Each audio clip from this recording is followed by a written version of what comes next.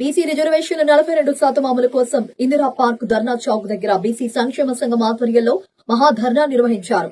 ఈ కార్యక్రమానికి రాష్ట్ర అధ్యక్షుడు ఎర్రా సత్యనారాయణ నేతృత్వం వహించారు. ముఖ్య అతిథులుగా మాజీ హర్యానా గవర్నర్ బండారు దత్తాత్రేయ, ఆర్ కృష్ణయ్య, జాజుల శ్రీనివాస్ గౌడ్ పాల్గొన్నారు. సత్యనారాయణ మాట్లాడుతూ 2 సంవత్సరాల కాలంలో రాష్ట్ర ప్రభుత్వం బీసీ రిజర్వేషన్ల విషయంలో స్పష్టమైన నిర్ణయం తీసుకోకుండా బాధ్యతను కేంద్రం కోర్టులపై నెట్టేసిందని విమర్శించారు. కేంద్రం కోర్టుల వైఖరి తెలియకుండా ప్రభుత్వం హామీలు ఇచ్చిందా లేక ఇవ్వడానికి ఇష్టపడలేదా అని ప్రశ్నించారు.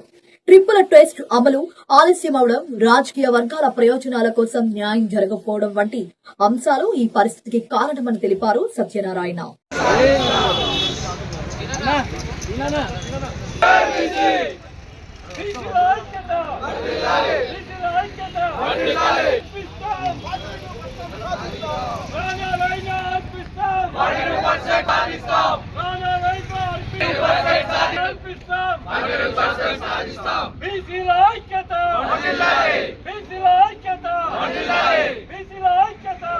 మనంగాదాలున్నాయి.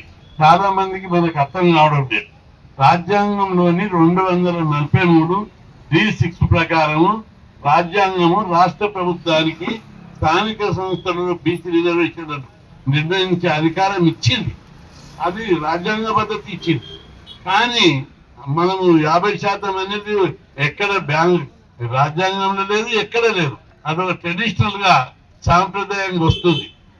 మనం దాన్ని లీగల్ గా రాజ్యాంగబద్ధంగా ఆలోచించినప్పుడు అది అర్థమవుతుంది. అయితే ఈ చట్టం చేసింది గవర్నర్ దగ్గరికి పంపి కేంద్రానికి పంపి ముఖ్యమంత్రి ఏం చేయాలి? ఆ తర్వాత అఖిల పక్షాన్ని తీసుకొని ప్రధానమంత్రిని ముఖ్యమంత్రి గారు మంచికో చెడుకో 40% రిజర్వేషన్లు పాస్ అయ్యారు. అది సంతోషము. అన్ని రాజకీయ పార్టీలు దానికి సమర్థించినాయి.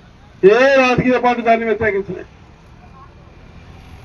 కాబట్టి ఇప్పుడు ఇక్కడ రాజకీయ పార్టీలను మనం దూషించడానికి వీలు. సమర్థించకపోతే మన వాళ్ళు నిలదీయదు. ఏం కారణం అనవసరం. కానీ మరి 42% అమలవుతున్నాయా అన్నది ఇవాళ ప్రశ్న.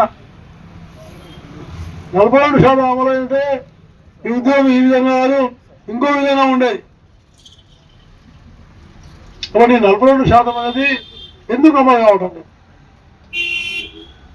దీన్ని ప్రధానమైన చర్చనీయాంశంగా మారింది. అదే కోర్టు ఉంది.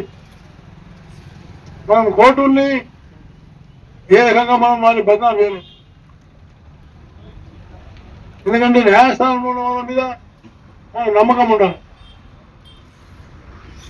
న్యాయస్థానంలో కూర్చున్న వాళ్ళు రాజ్యాంగాన్ని దృష్టిలో పెట్టుకుంటారు, చట్టాన్ని దృష్టిలో పెట్టుకుంటారు.